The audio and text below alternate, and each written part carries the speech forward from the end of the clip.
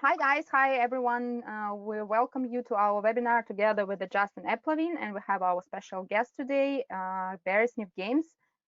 So together we would like to unlock Adjust and with AppLovin user level ad data for you, and to tell you more about how it works.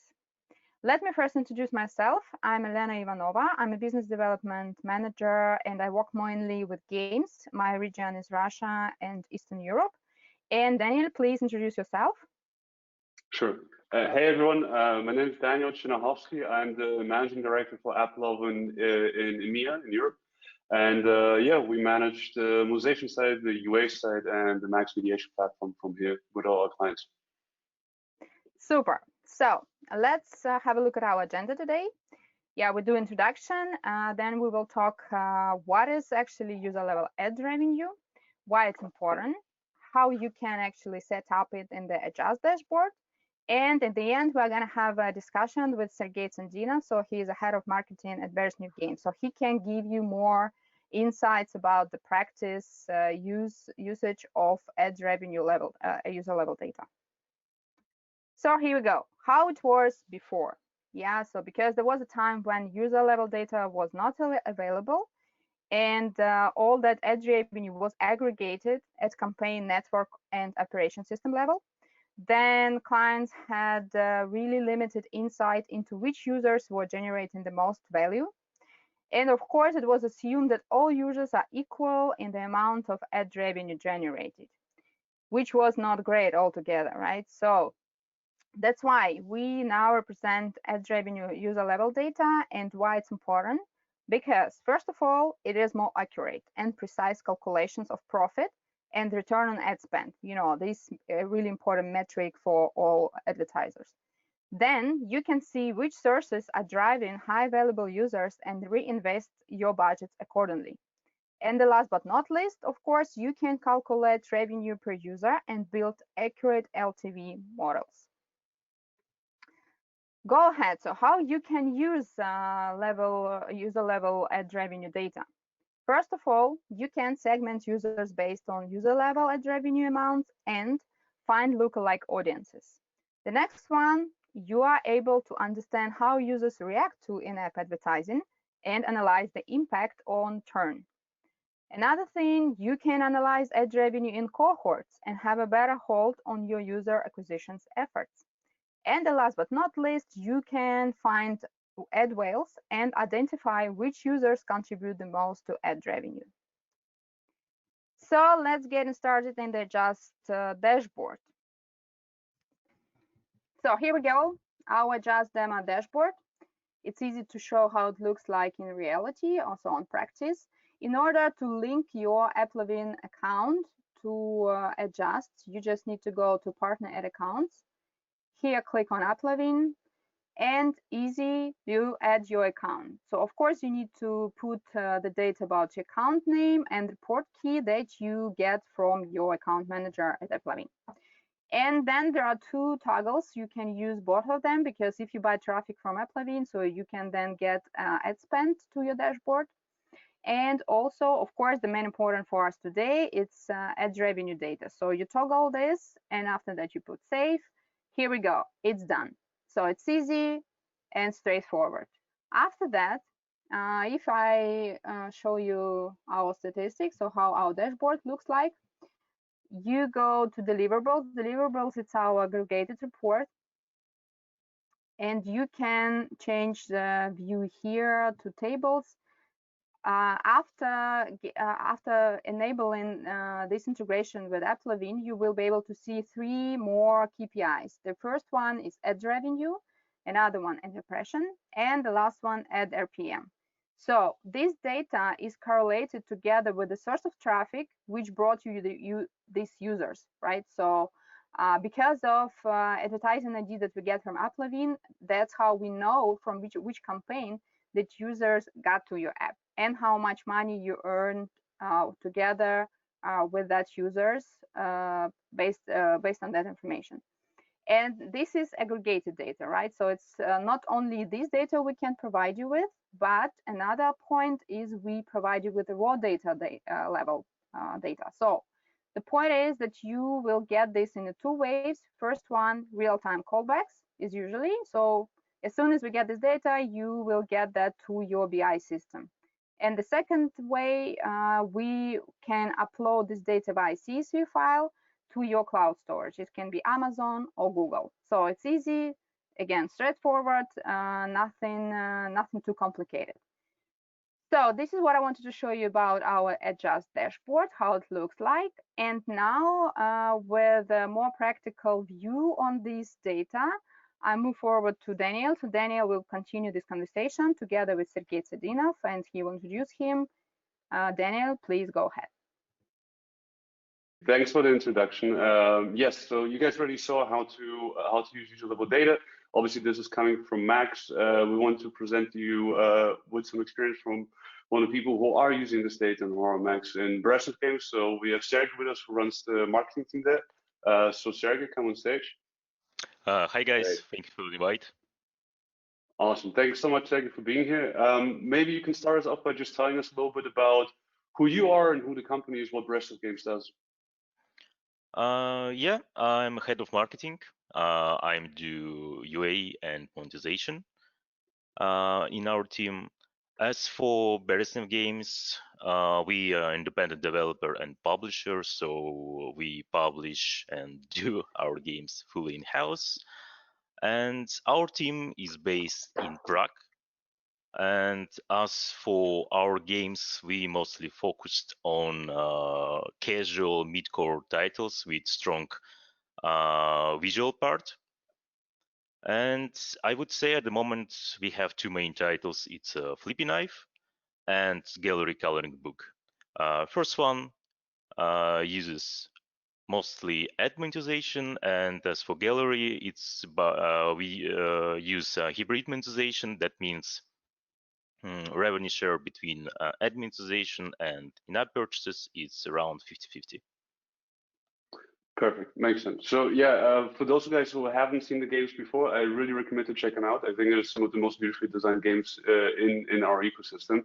I remember playing Flippy Knife many years ago, and I thought it was the most beautiful hyper casual game out there. So do check them out.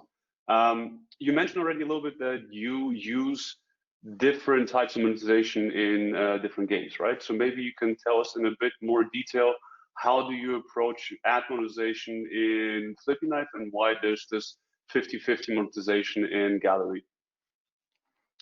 Yeah, I think at the moment we can see two main approaches in game monetization. It's in-app purchases oriented games and heavily ads loaded games, as I don't know, hyper casual titles or idle games.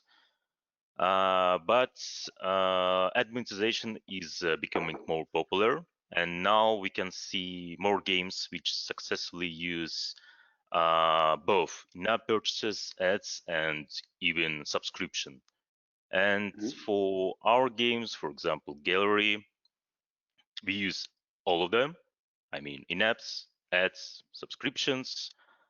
And for us, it's very important to find a correct balance between all the parts. We don't want to push ads too much because we don't want to harm our in-game in-app economy. So I think it's the main difference between hyper-casual titles, when developers want to increase engagement rates, amount of impressions, etc., as much as possible. And yeah, I think for us it's the main point. And opposite side, it's Flippy Knife with around 90, maybe even 99% of revenue generates with ads. I understand. So let's talk about Gallery as an example. I think historically, if you look at a game that is as rich in content and is as beautiful as something like Gallery, I think people would have expected that to be IP only. But you guys managed to implement ads in a way that doesn't seem to bother the user and is complementary to the LTV. So maybe you guys can you can tell me a little bit about what the decision was to implement ads into my Gallery, into Gallery. Yeah, as I said before, we don't want to push ads inside the Gallery. because, for example, interstitials can really harm retention rate. And for us, for UA team, it's very important to keep our paying users. And for example, we turn off interstitial for them. But for unpaying users, we still continue to show interstitial, and we also don't turn off rewarded videos for all cohort of users. We did some A/B testing, show rewarded videos to everyone or show only non-paying users, and we haven't seen any problems with rewarded videos. And these type of ads don't harm retention rate and other in-app metrics. Gotcha. Yeah, I mean, we've actually seen examples where something like a reward video can actually even improve retention, right? Because it engages the user with more content and the ability to interact more with the game. So it makes perfect sense. Before we jump into the UA side, I'm just curious, maybe you can tell us a little bit about the way that Beresnev Games operates. So when we talk, for example, about game development, you guys have built a hyper-casual game, but you've also built something that's much more, much bigger in content. So can you tell us a little bit about how you go about prototyping, development, publishing, etc.? Yeah, sure.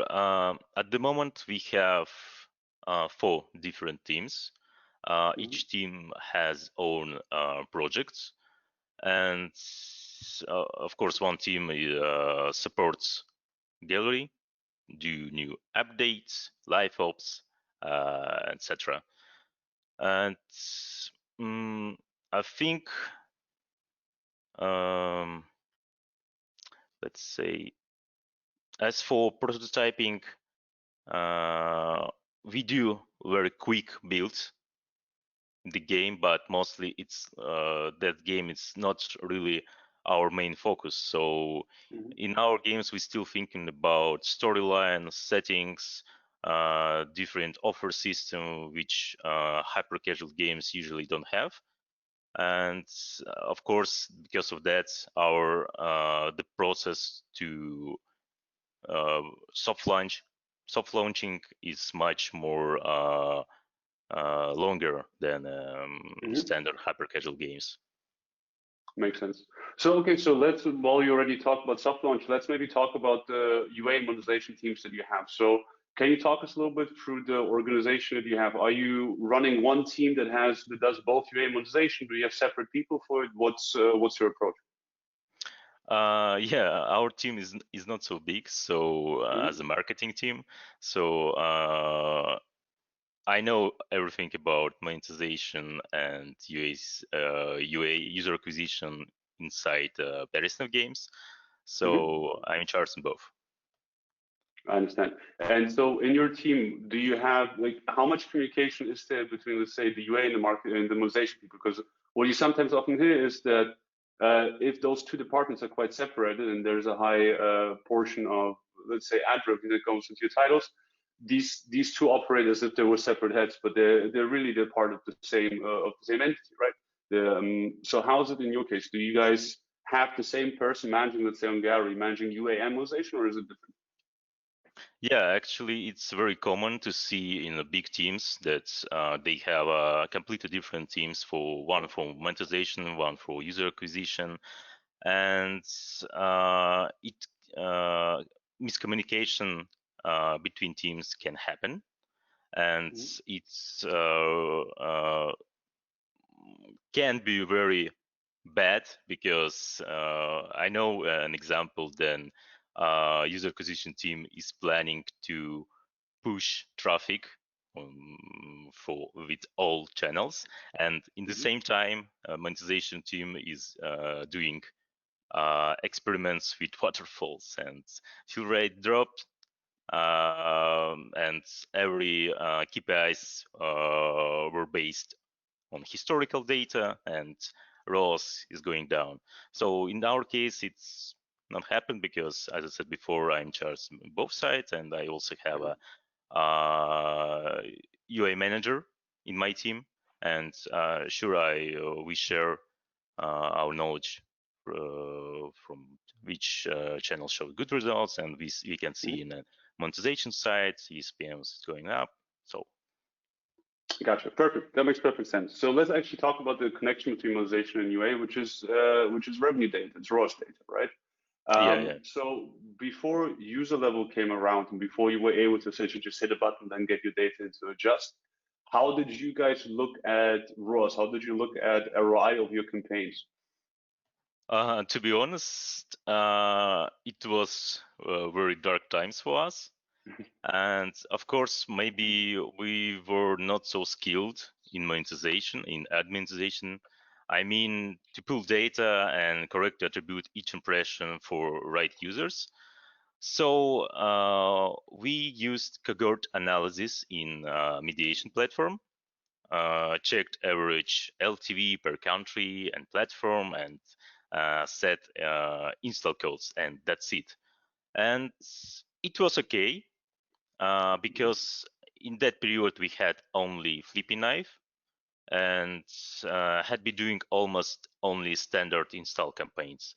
But even with that approach, it was very difficult. And as an example, we were running a couple different traffic channels, and one of them showed much higher CPI than others.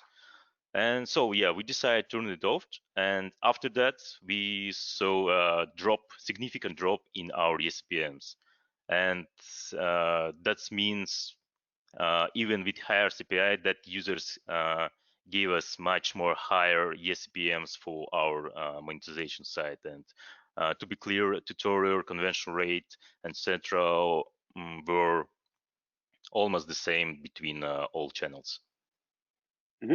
Yeah, this is actually something that we see quite a bit as well, that you will see that, let's say, the initial performance, the RPIs of the first days will vary vastly from source to source. It can.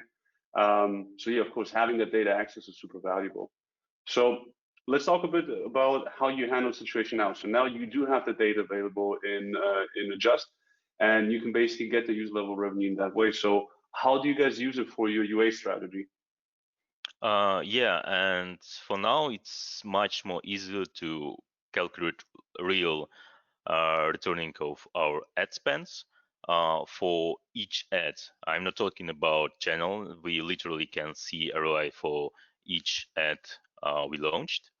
And for it, we have internal BI system with all granular data, including ad revenue.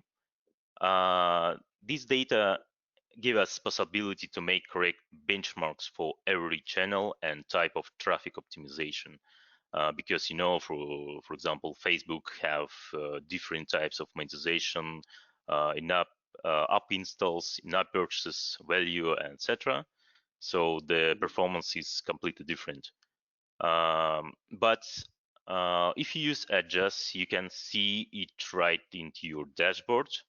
And I really think that that feature is extremely important, especially for the team which don't have their own data engineers or analytics who can pull raw data, upload their own server, prepare reports, and calculate all metrics they need. Makes sense, for sure. So let's talk a little bit about ROAS.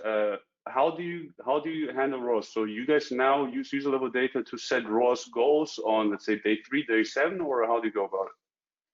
Yeah, for us it's pretty straightforward. We have own predicts, but it's not about like machine learning or something very difficult. We use pretty much simple coefficients for each channel and each country and platform.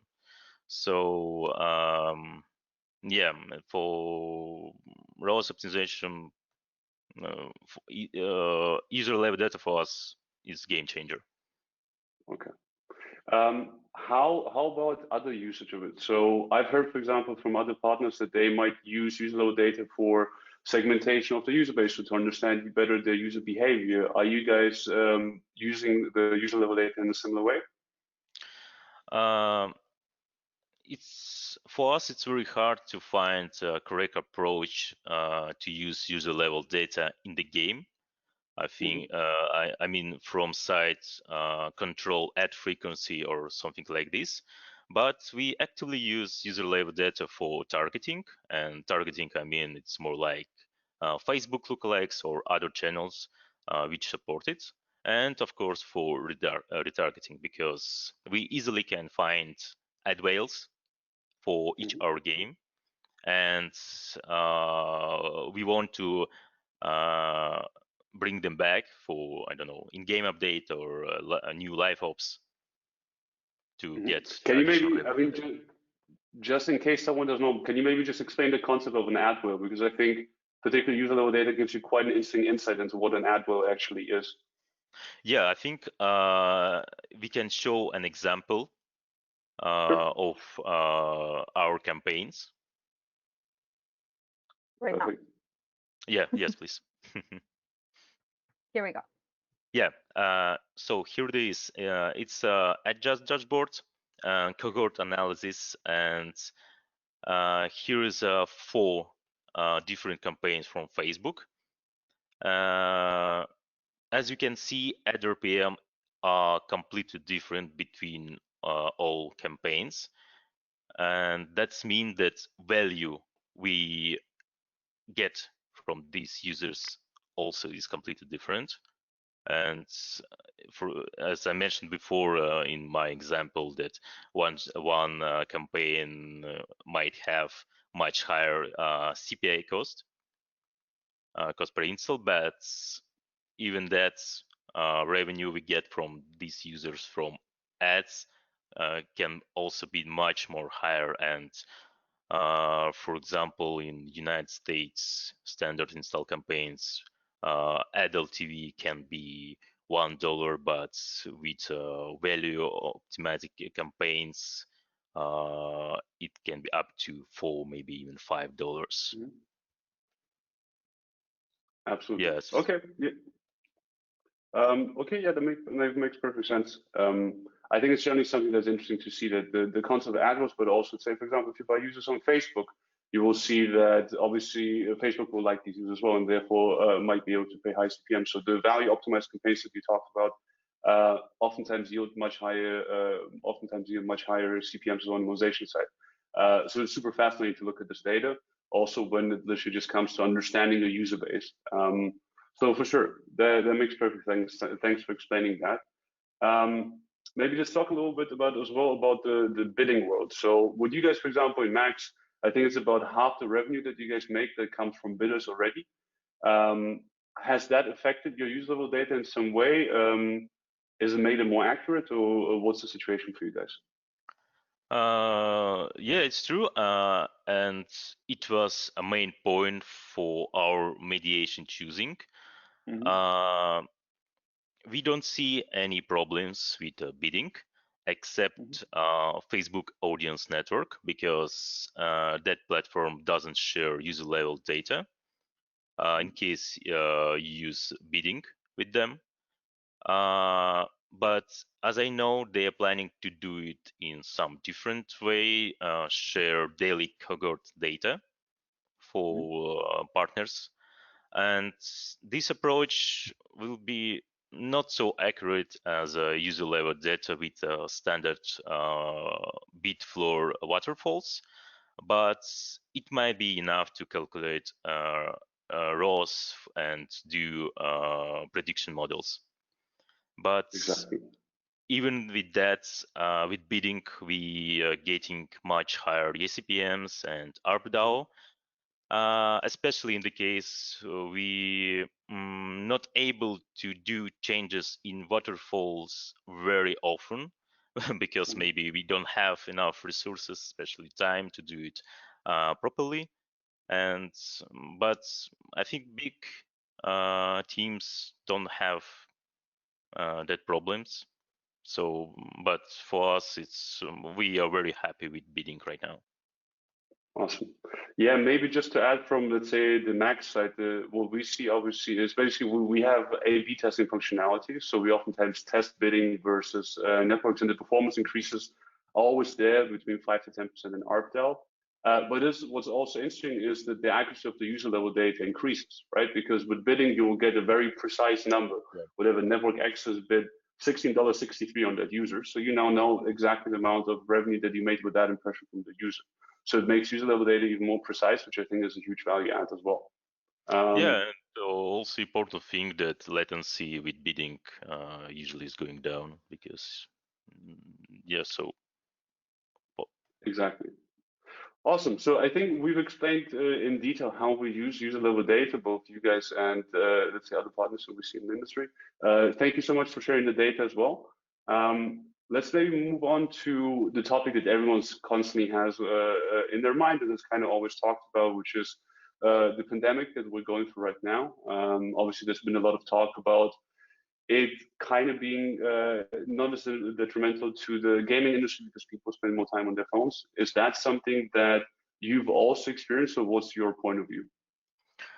Yeah, actually, we saw a significant drop in cost per installs with all channels we run campaigns, but it also affected our own ESCPMs. Despite that, players started to play it much more often and spent more time in the apps. So we got more revenue during lockdown. So it's small but plus for us. So, but last month, sorry. Oh, sorry, I didn't want to interrupt. I was just wondering, how was it from an ad revenue perspective? CPMs, performance, impressions per user? Impressions were much higher than usually, but as I mentioned, ESPMs significantly dropped during a lockdown. It's interesting. Actually, we do see the CPM starting to go up again. Like we're now, I think, on average, we're on pretty much pre-corona levels, which is great to see for the industry, of course. Yeah. So if we look forward a little bit, you shared quite a bit of insights about how you guys use this data. If you had to give some advice to partners who don't yet, what do you think? What could others learn from your approach to user level data and your approach to UA in general? I'm not sure that we can teach a large publisher how to do user acquisition and monetization, but I would say more close communication between UA team and monetization. And I think it can be very important to get some insights how channels from both side performs. But from our side, we are happy to help small publisher teams which don't know how to work with administration and mediation platforms and do user acquisition properly. And so, yeah, we usually do that knowledge sharing. Perfect. So maybe you can also share with us what your plan is for the next year. What does Beresnev Games have in store? I think scaling, scaling from all sides, team, games, and especially marketing budgets, so everything. And yeah, we're developing new titles, and of course we will continue support gallery. Awesome. Thanks so much for sharing your insight with us, Sergey. I think with that, we're done through with the questions here. So I'll hand over to Elena again. Thanks. Thank you very much for the invite and thank you for the question. Yeah, thank you guys. Thank you, Sergey, for such important insights. And I really believe that all that information will be valuable for our listeners or viewers today. And yeah, I wish you all of you a nice day and see you somewhere, hopefully sometime offline.